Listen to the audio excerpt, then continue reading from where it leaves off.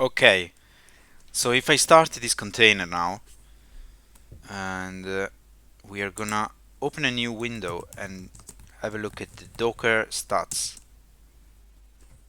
Oh wow.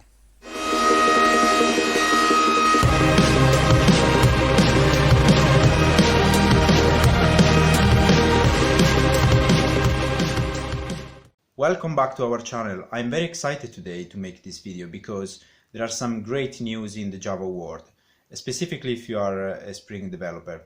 So Spring released a few days ago the beta version of Spring Native, and this is definitely going to change the way we work with our Java applications in the near future.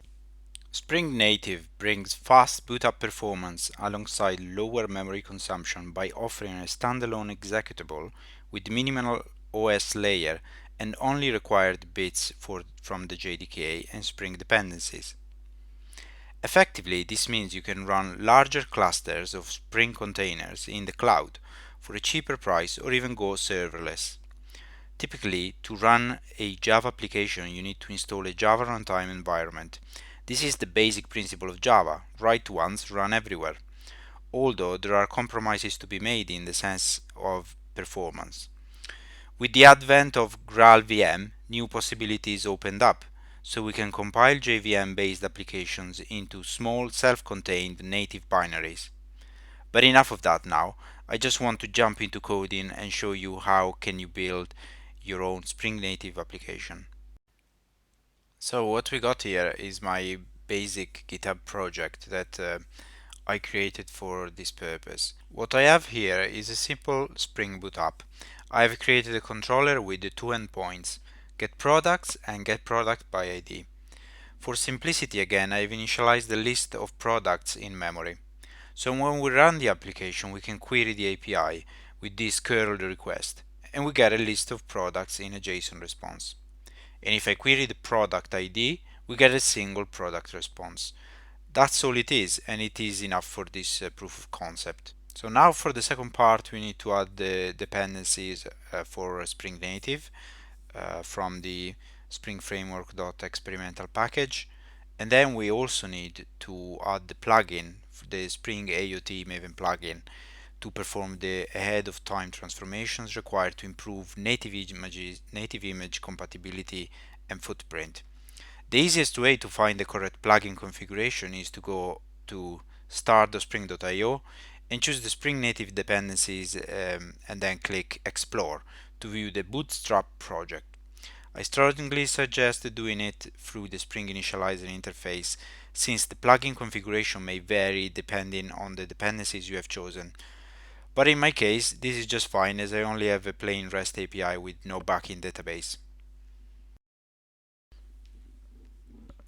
I want to do a like for like comparison, so I start with compiling the project without the Spring Native libraries first, just to see how long it takes, how large it is.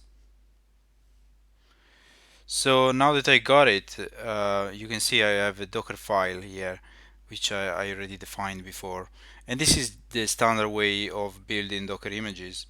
So all I do is simply a Docker build for this project.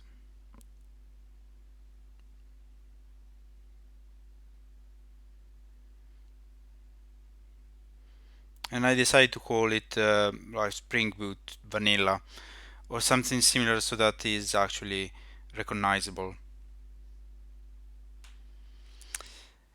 Okay, that's great. So if you type Docker images, you can see all the images that you got in your local repository, and we can see that the image we just built, it takes 281 megabytes. So now I'm gonna switch to my branch where I have already added the Spring Native stuff. So now in the README, you can see I added the comment as well for building the native image. In this case, we need to type the command maven spring boot build image. So this takes some time to actually build the full native image, and at the end is going to produce an output Docker image, which we're going to look at. Finally, the build has finished, and we can see from the output we have a Docker image there called Docker.io library demo API.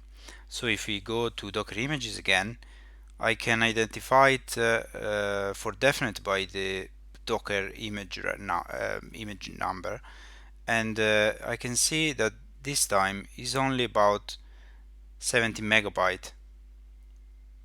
So this is pretty remarkable actually if we compare it to the 280 megabyte image. Now what we want to do is actually run the vanilla image, the standard Spring Boot one, just to check how long it takes to run. And here from the logs we can see it takes nearly 4 seconds to run. So this is pretty good actually, but just because it's a small project. So instead now if you want to try to run the Spring Native one, this is started in just about 100 milliseconds, which is a massive improvement. Now we go a step further. We're gonna run both images at the same time, so we can run the Docker statistics on these two containers and then compare like for like. So just starting the two images on the left hand side of the screen, you can see they're both running. And now I go and type docker stats. This command gives me the comparison one next to each other, and you can see the RAM usage is like massive, a massive difference. One is over 200 megabyte and the other one is not even 50 megabyte. Take a look at the CPU usage too. That's a substantial difference.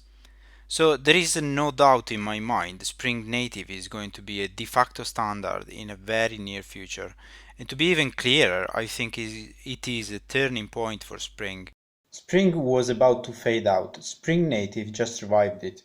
Because the way serverless and clusters are going is towards really small, really fast containers, and the classic Spring Boot up take easily 700 megabyte of RAM and starts in probably over 8 to 9 seconds or more, to be honest. I have noticed it myself. There is a huge shift in the last couple of years in the market. New projects where Python or Node.js or Golang or Rust are the tool of choice over Spring. And the reason is because they have a smaller footprint, I believe. So I know there is a lot of talk about other frameworks like Quarkus, for example, which also leverage the Graal VM. But let's be honest, if you have spent many years as a Spring developer into learning Spring tools and actually building Spring stuff, why not just leveraging the power of Spring?